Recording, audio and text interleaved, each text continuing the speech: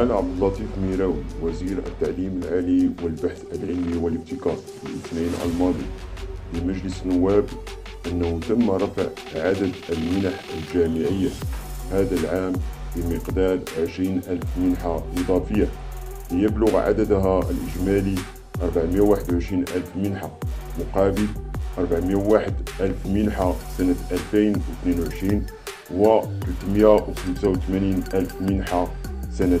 2021. وتابع ميراوي أن نسبة تغطية الطلبات المقدمة للحصول على المنح الجامعية بلغت هذه السنة 76% على الصعيد الوطني بعد أن كانت 73% خلال الأربع السنوات الأخيرة، مشيرا إلى أنها تصل ببعض النواحي إلى 100%. وكشف المسؤول الحكومي أن هناك مشاورات حالية على الصعيد الجهات لإحداث صندوق وطني لدعم الطلبة الجامعيين مثل ما حدث بخصوص السكن، حيث دعا البرلمانيين إلى المشاركة فيها،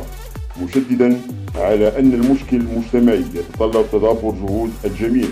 وليس مشكل الوزارة المعنية وحدها فقط.